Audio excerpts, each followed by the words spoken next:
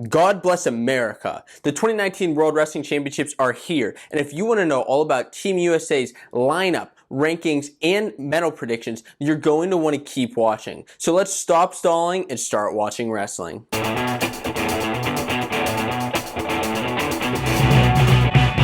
What's up, wrestling fans? My name is Josiah, and welcome to the Fanco Wrestling Show. On this channel, we talk all about wrestling news, tips, and lifestyle. But of course, if you're a subscriber, then you already know that. And anybody who's not a subscriber, I want to invite you to hit that subscribe button so you can get wrestling news in your notification box every single week. Now, this show is going to be a very fun one because we're diving all into Team USA and how they're going to do in Nur Sultan in Kazakhstan this upcoming week. Before we get into that, I want to dive into a couple of things. First of all, I want to invite you guys to, if you're not following me already on Instagram, make sure you follow Fanco Wrestling on Instagram. That's a great place to get more wrestling stats and videos and things like that if you're interested in that. Other things going on in the world of wrestling. The first thing is that many schedules are releasing for these college programs now. For the Division I programs, many schedules are now out in the ether. First of all, Penn State and Ohio State have released their schedules over the last week, and there are some big matches that we have in store if you're a Big Ten wrestling fan or a big fan of any of these schools. First of all, Ohio State will be returning. They will be wrestling Iowa this year. Now, Iowa didn't wrestle Penn State or Ohio State last year, but now they're back in the roster, in the lineup. Ohio State and Iowa will wrestle on January 24th. Then, a week later, the Nittany Lions will be wrestling in Iowa on January 31st in Carver Hawkeye Arena, and that's going to be a heck of a duel. And then a couple of weeks later, after that, Ohio State will be taking on the Nittany Lions in the Bryce Jordan Center at State College on February 15th. Make sure you bring your date is right after Valentine's Day. Other things going on in the world of wrestling before we dive into Team USA is that Nick Suriano has decided, he's declared his Olympic red shirt for this upcoming season, so he will not be wrestling at 133 pounds right now, and that just kind of opens up the weight class because, of course, Suriano is the returning national champion from Rutgers. Rutgers' first ever national champion, and he will now be taking that Olympic red shirt year pursuing that. So now, who else is left in the weight class? Of course, you got Seth Gross, Stefan Miocic, you have Pletcher, you have Dayton Fix, you have Austin DeSanto. I mean, this weight is just loaded again this year, and now Suriano out of the mix, it's going to be even more heated. Now, Suriano, as I said, will be looking to qualify for the Olympics next year. What I think will be very interesting, I want to plant this seed now, is that Dayton Fix and Suriano could wrestle next year for the Olympic trials at 57 kilograms for the 2020 Olympics in Japan. Now let's get into the main topics. And the first main topics of the day, it's time for you to get to know the Team USA wrestling team going overseas in Nur Sultan this upcoming week. I will be diving into each of the three styles of wrestling: women's freestyle, Greco-Roman, and men's freestyle in that order, just giving you a little bit of what each team is about, who has medaled before, and how they may do at this upcoming event. First of all, talking about women's freestyle. Women's freestyle, there are 7 returners on this team who have medaled at world championships in the past. So that is pretty incredible. 7 of these women have. 15 of those medals among the team, there are 15 medals, and 6 of those medals have come from one person, and Adeline Gray. 6 total medals. Now, Gray has actually won 3 world titles, 2018, 2015, and 2014, and she is the only woman on this team to have competed in the Olympics. She competed in Rio in 2016, so it's going to be exciting to see how she does. Now, there are, as I said, other medalists on the women's freestyle team. Who are they? First of all is Whitney Conder, and she finished 9th in 2014, and she actually did not place last year. Her most recent event, she did not place, but she holds a spot that she may be placing at this event if she wrestles well enough. Then, as Sarah Hildebrand. Sarah Hildebrand, it was a silver medalist in 2018. I'm excited to see how she does this year, hopefully making it back to the finals. Jakara Winchester placed 5th last year.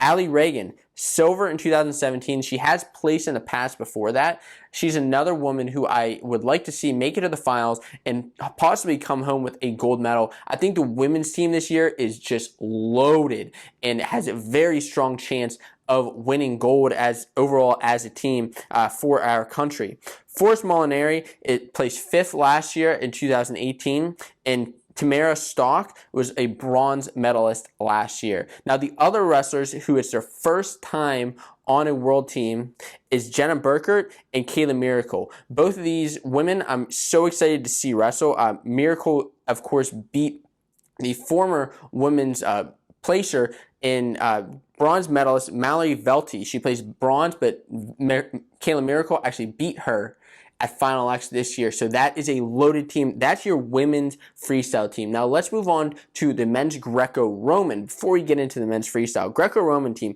there are actually 5 returning world team members.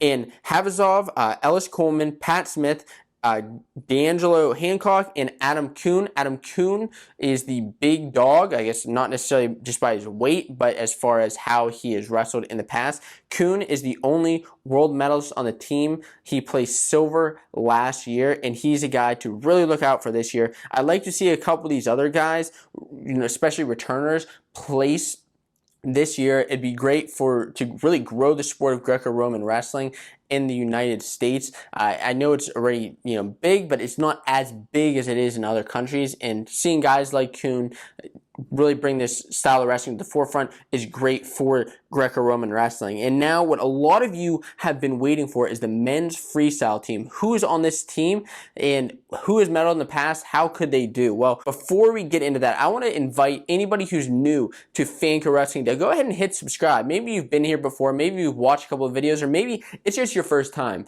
We talk all about wrestling news, tips, and lifestyle here, and if you like that, and if you're a wrestling fan, you're going to love this channel. Now, men's freestyle, there are 3 Olympians, 3 Olympians on this team, and 7 returning world team members. 6 of those world team members have actually medaled before. So 6 out of 10 have medaled before, which is incredible.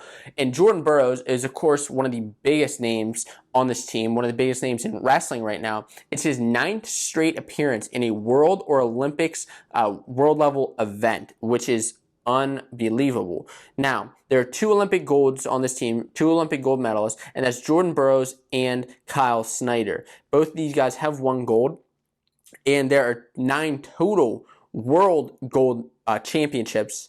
4 of those, 4 alone, are from Jordan Burroughs, and a couple we'll get into who else has them. Of course, there's Dake, there's Cox, and Snyder. Each of those guys has a world gold medal under their belt so far. As far as going back to college, so there are 6 NCAA champs on this list, and from those 6, there are 17 NCAA titles and 3 Hodge trophies. This lineup is stacked. I cannot wait to see what they're going to do. But who are the other medalists on this team? Well, James Green was a silver medalist in the past in 2017, and Nick Gwiazdowski was a bronze medalist in 2017 and 2018. Now, Zane Rutherford, of course, with all the drama going down, which has happened this entire summer with Final X and who's making Team USA, Zane Rutherford has been on a team in the past, but he did not place in 2017. Now, other guys to note, one of these guys is Dayton Fix. Dayton Fix has been on world teams in the past, junior world teams, cadet world teams, just not a senior level team just yet. He is a national finalist this past year. Of course, he was in the finals with Nick Suriano, and he's actually a junior world champ. So he's got the talent he's got the freestyle flow to bring it to this next level. We'll see how he does. Tyler Graff, it's his first time on the team. He beat the bronze medalist and Joe Colon. He beat him at Final X, and it just shows good vibes for Graff. And then, of course, is Pat Downey. Pat Downey battled his way through the World Team Trials to face David Taylor. Unfortunately, the Magic Man was injured and could not wrestle, but that doesn't make Pat Downey any less capable of wrestling. I'm so excited to see how this team is going to do this year. Please let me know in the comments how each of these teams is going to do. Are they going to place first, second, third? How are they going to do as a team, and which style are you most excited to watch? Moving on to the next topic of the day. Which American wrestlers could medal in Nur Sultan? That is the biggest question that a lot of you have been asking. Who could medal? Which styles of wrestling are our wrestlers going to medal in, and how is Team USA going to do overall? It's a very, very interesting question that we're going to dive into. First of all, let's look at how Team USA did at the 2018 World Championships. Team USA actually finished in third place overall. First place was Russia with 13 medals. Second place was Japan with 10 medals. And then third place, like I said, was the USA with 12 medals. It comes down to the scoring system, and where we kind of lacked in Greco-Roman scoring, we made up for tenfold in freestyle and men's and women's freestyle. And I don't think there's going to be much of a difference this year. As far as each of these styles, Greco-Roman, silver medalist last year, Adam Kuhn, is returning to this lineup, and I see him getting to the finals again. He's shown that he's a dominant wrestler. He battled his way in Final X, crushed all of his opponents. I think he's going to make the finals again, whether he gets gold or silver. It's really going to depend on the competition and all that, but I'd like to see him back in the finals. I'd also like to see Coleman and Hancock going from not placing in the past to getting onto that podium. It'd be great to get a couple more Greco-Roman guys to grow that style of wrestling. Now, women's freestyle. I am very, very excited for the women's freestyle team and see how they do this year, because last year they finished in third in freestyle behind Japan and China. Japan had 7 medals. They had 4 gold medalists. And then China had 5 medalists, and they actually just had 1 champion, and that's similar to the U.S. We had 4 medalists with 1 gold. Now, as far as first, second, and third, that's kind of where I'm counting these medals. Now, gold was Adeline Gray. Silver was Sarah Hildebrandt, and then we had 2 bronze medals. Returning to the team is Adeline Gray, Sarah Hildebrandt, and Tamara Stock, and each of those women, I really believe, can win gold again, as far as a couple of other women as well. Now, gold for sure, I got to give Gray she's a 3-time world champion, multiple-time world medalist, and I think she has it in her again to win a world championship. I'd also like to see Sarah Hildebrandt and Allie Reagan finish silver, or obviously go for that gold. I'd like to see 10 out of 10 U.S. women and men go for gold and get gold, but unfortunately that doesn't always happen. Bronze, I'd like to see Tamara and Kayla Miracle. Kayla Miracle, I think what's very interesting about her is that she beat Team USA's former bronze medalist in Mallory Velty, and I think that coming in this weekend, coming in hot, she has a chance to medal. And then the other placers that I think on the women's team, you could have Jakara Winchester, who was a previous 5th place medalist, and Forrest Molinari, who was a previous 5th place medalist as well. If they can get onto the podium and get those top spots, I really believe that they can help Team USA maybe crank up from that 3rd place finish to a 2nd or 1st and beat Japan and China. Now, this is one of the places that you don't see Russia on the list, but in men's freestyle, yes, they are on the list. So who can medal this year for Team USA, who finished in 2nd last year? Well, in the past, they had 3 gold medalists. Of course, unfortunately, David Taylor is out, but Jaden Cox and Kyle Dake are returning world champions who will be in the lineup again this year and will be going for that gold medal. Now, Cox is number 1 in the world right now in his weight class, but the number 2 guy in his weight class is an Iranian. This will be another tough match for Jaden Cox, but just like Kyle Dake, which I'll get to in a minute, Cox has really crushed his way through world level events, and I see him doing the same thing again. Now, number 2, Jordan Burroughs is possibly one of the most exciting brackets, at least as far as I'm concerned. And please comment who you think is the most who's going to be the most exciting match to watch at the World Championships. Jordan Burroughs is number 2 in the world. Number 1 is a Russian, Sidikov, and then number 3 in the world is Frank Chamizo, the Italian. These 3 guys are just top tier athletes. It's going to be interesting to see how each of them does and who comes out in the finals of that bracket at the weight. Now, each of these guys, what's also interesting about them is they're all world champions in the past at different weight classes, but they are all world champions. They're all going to collide at some point in the bracket, and I can't wait to see what happens. I'd love to see Burroughs come out on top as a champion, and I think it's going to happen again this year.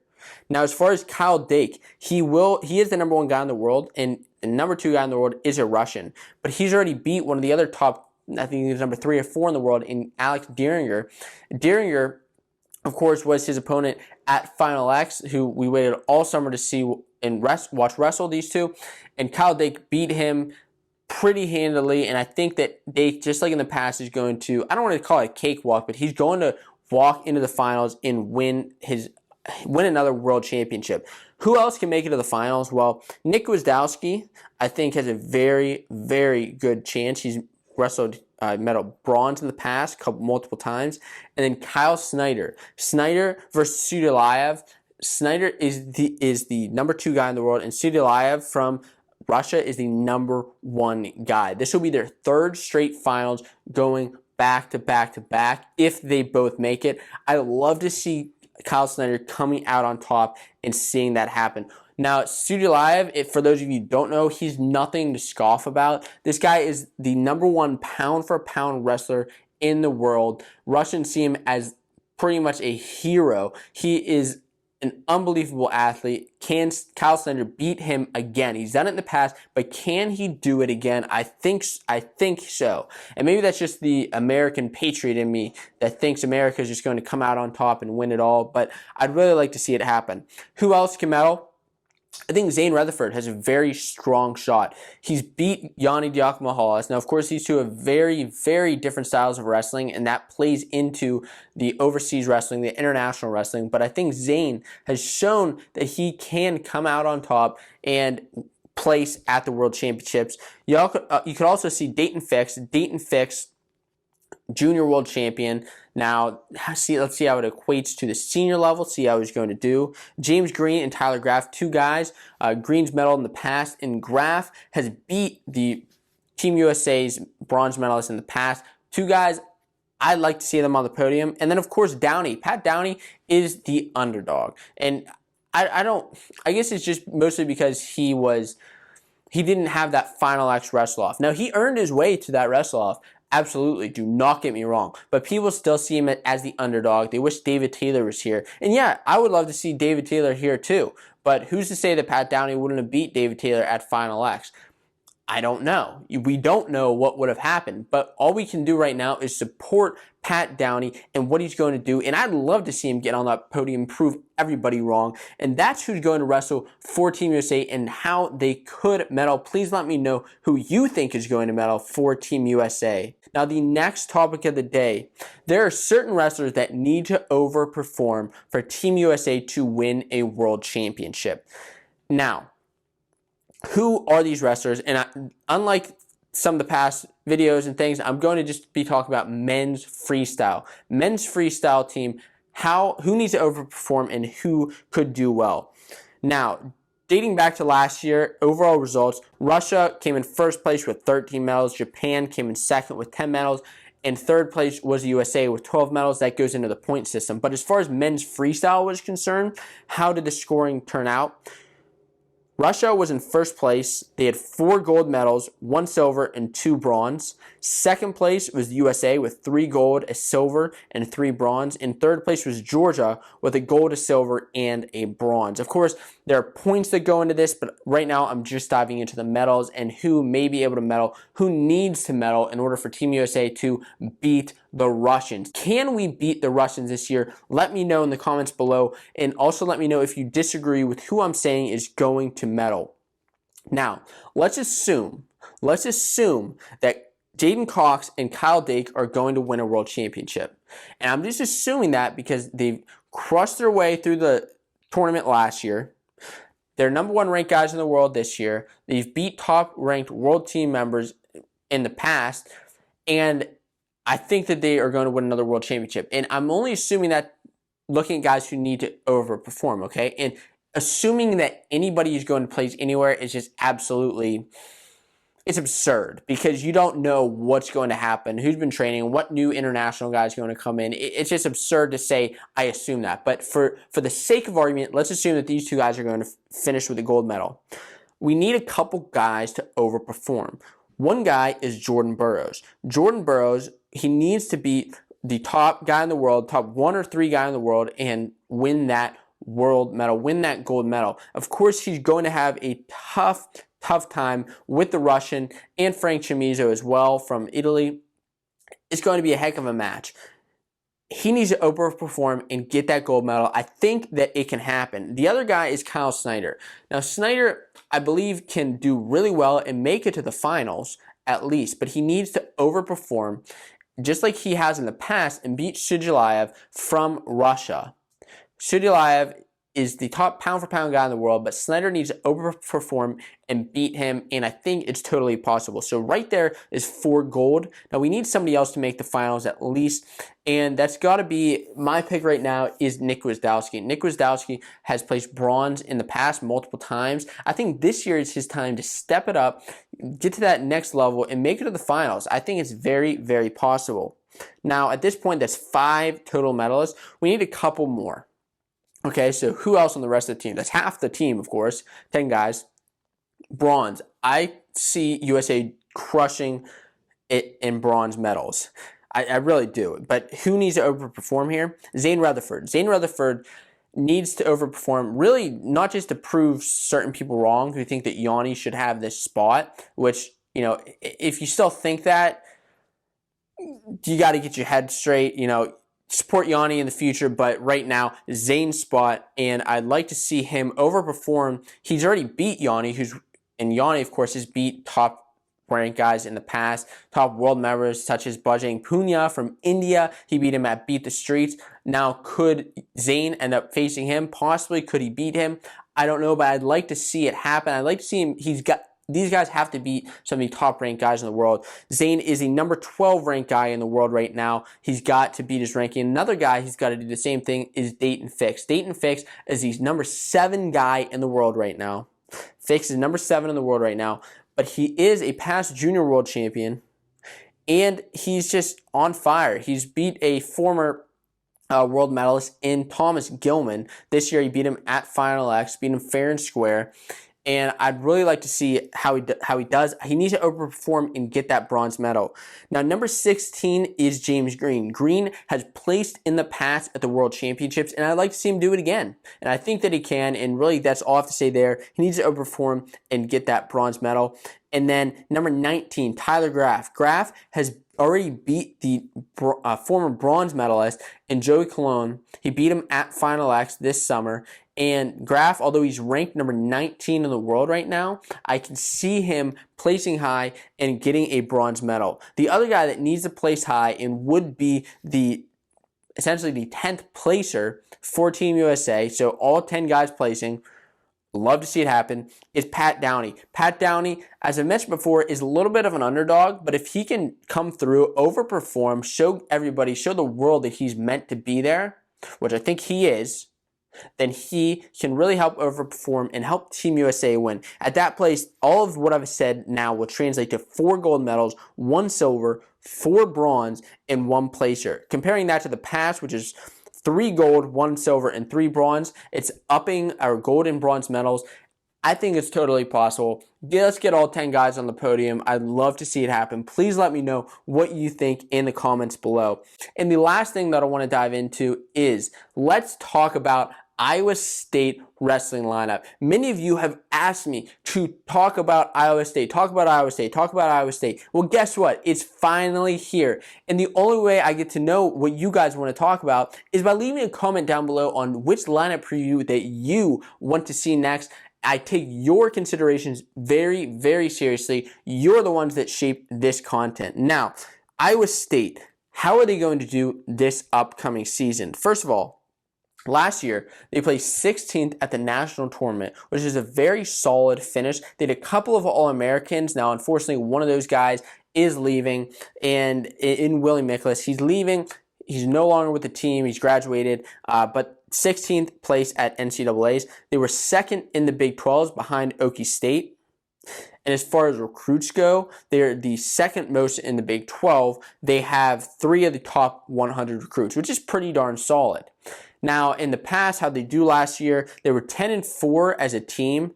They had a very, very one close loss to Iowa last year, and they had another pretty close duel with Okie State. And they were also third at the Southern Scuffle as a team. This year, their schedule's just released, just like many other teams are releasing their schedules. They will have Iowa again early on, and they will be wrestling at Cliff King, Las Vegas, that's new, and the Southern Scuffle, as well as a couple other big matches are Arizona State and Oklahoma State again, amongst very many others. But without further ado, let's get into this lineup. At 125 pounds, few guys here. Aiden Reeves is a true freshman coming in, the number 20 overall recruit. He was the number 1 recruit he was number 1 at 126 pounds, I should say, but he was injured in his senior year.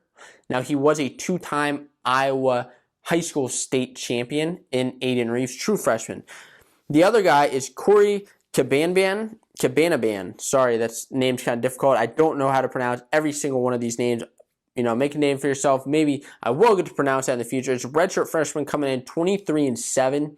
Although he had many wins, none were against very major opponents, although he beat some, good guys. And then there are a few other freshmen. And at the end of this video, I will get to how I think Iowa State looks overall as a team and how I think they're going to perform this season. So make sure you stick around for that. And the last guy at this spot is Alex Mackel, who is a junior. He's a returner from last year. He's number 2 in the Big 12. Number 1 in the Big 12 right now is Nick Piccinini. These rankings, of course, come from Flow Wrestling. He placed 3rd in the Big 12, and he was 27-12. He picked up 2 wins at the national tournament, but ended up not placing. And that's why I have to give Mackel this spot again at 125 pounds. I think some of these other guys, these true freshmen, these redshirt freshmen, just need a little bit more experience, and Mackel has that on him where he's going to be the starter. At 133 pounds, first guy up is Todd Small. Todd Small is a redshirt junior who was 18-5 last year and actually placed 5th at the Southern Scuffle, which is pretty impressive. But the returner this year is Austin Gomez. Austin Gomez, the sophomore, right now is ranked number 2 in the Big 12. The other guys in the weight class are number 1 Dayton Fix and number 3 Monterey Bridges from Wyoming. And he actually placed 3rd at Big 12s last year, 2nd at the Southern Scuffle, and he had a bunch of exciting wins. I remember last year, towards the end of the year, many of you wrestling fans were saying, look out for Austin Gomez, look out for Austin Gomez. And I think this is another year, you got to look out for Austin Gomez. If you're unfamiliar with him, last year he pinned Roman Bravo Young from Penn State at the Southern Scuffle. He had an early win over Austin DeSanto. Now, unfortunately, later on, that loss was avenged by DeSanto at the national tournament, and Gomez ended up being knocked out by Mickey Philippi at the national tournament in Pittsburgh. But I see him doing very well. He did still pick up 2 wins there in Pittsburgh, and I see him starting at 133 for the Cyclones.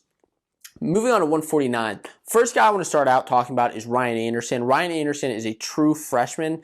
Now, he was supposed to come to Iowa State, and I don't know all the details about that. I don't like to involve myself necessarily in rumors, but he's not listed on the roster. So Ryan Anderson, if you don't know, is a high school state champion, an Ironman champion, a Beast of the East champion, an Escape the Rock champion from Pennsylvania, from Bethlehem Catholic High School. Right now, he's not listed on the roster, so we're just going to nix him. But for those of you wondering, where he is, what happened, that's what I'll say about that. The other guy, the other Ryan on this team is not Ryan Anderson, but Ryan Leisure, a sophomore, was 19-9 last year, wrestled a bunch of opens, and that's kind of what happened with him. And the main guy here is Ian Parker. Ian Parker is the returner, a junior, number 4 in the Big 12, behind Dom Demas, Cade Brock, couple of guys, big guys here. He was 4th in the Big 12 last year, so he's kind of falling into his rankings, 24-9 overall. And he picked up 1 win at the national tournament, so he did qualify, just ended up, losing out and not placing. But Ian Parker will be the starter again this year at 141. At 149, 3 guys here to talk about. First guy is Noah Niemer, a redshirt freshman, who was 12-14 last year. And then Eric Owens, who is another incoming freshman.